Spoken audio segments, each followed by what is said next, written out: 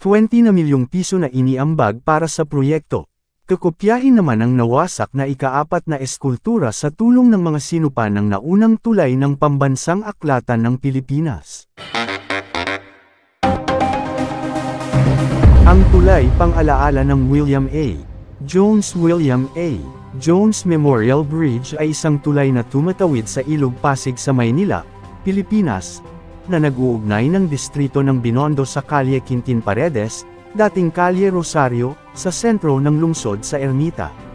Ang naunang tulay na nag-ugnay ng mga nasabing lugar ay ang Puente Grande, dakilang tulay, na kalaunan ay tinawag na Puente de España, tulay ng Espanya, na matatagpuan isang blok mula sa tulay ng Jones sa Calle Nueva, ngayon ay Calle E. T. Yuchenko. Lubhang nawasak ang tulay pagkaraang bombahin ito ng mga Hapones noong ikalawang digmaang pandaigdig, ngunit naitayo ito muli pagkaraan ng digmaan. Pagkaraang dumanas ang Puente de España sa pagkaupod at pagkaluma ng hindi na kayang maikumpuni, ipinanukala ang pagtatayo ng isang kapalit na tulay. Itinayo ito sa tabi ng Puente de España na nanatili sa paggamit hanggang sa matapos ang bagong tulay. Ipinangalan itong Jones Bridge, mula kay William Atkinson Jones, dating kinatawan ng Virginia na pangunahing may akda ng Philippine Autonomy Act ng 1916. Sinimula ng buong pagtatayo ng tulay noong 1919 na pinamamahalaan ng pamahalaang panlungsod ng Maynila, ngunit namahala ang pamahalaang kolonyal ng Amerika sa pagtatapos ng tulay noong 1920.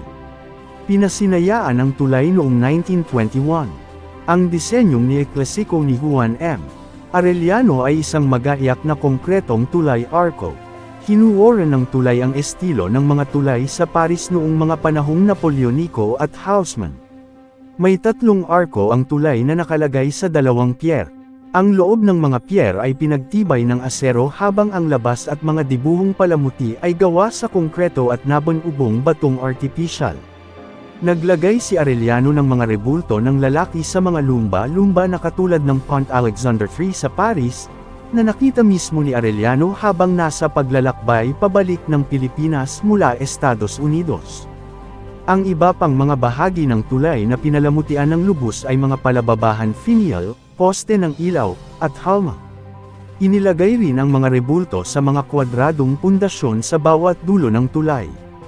Isang manlililok na nagngangalang Martinez ay binigyang kapangyarihan upang gumawa ng 4 na mga matalinhagang paglalarawan na may kahalintulad na temang pagiging ina at pagkabansa.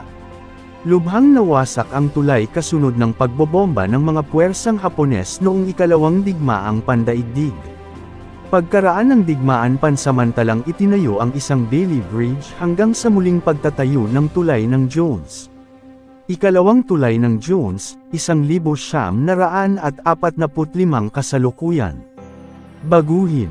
Pagkaraan ng digmaan, muling itinayo ng Koanihan ng Daang Pampubliko ng Estados Unidos at ng nooy Koanihan ng Pagawaing Pampubliko ng Pilipinas sa ilalim ng Philippine Rehabilitation Act ng 1945. Dala ang pangalan ng tulay, ang bagong kahabaan ay isang payak na tulay na may metal na posteng berendilia.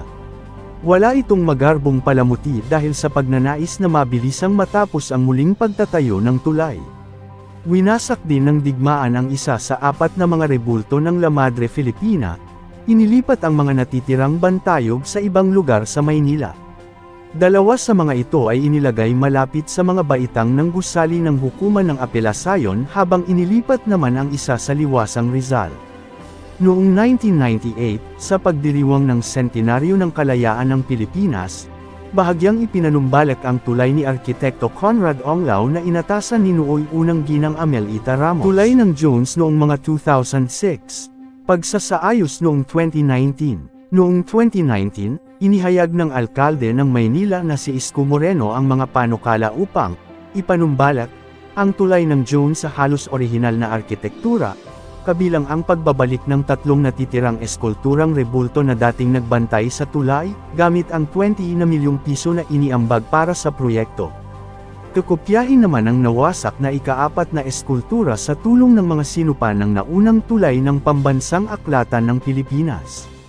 Inatasan ni Moreno si Jose Acuzar, may-ari ng Las Casas Filipinas de Acuzar, upang lumikha ng mga poste ng ilaw na may estilong bow arts katulad ng mga posteng ilawan na nasa Pont Alexander III at bagong mga haligi na magsisilbing taga-tayo ng mga rebulto.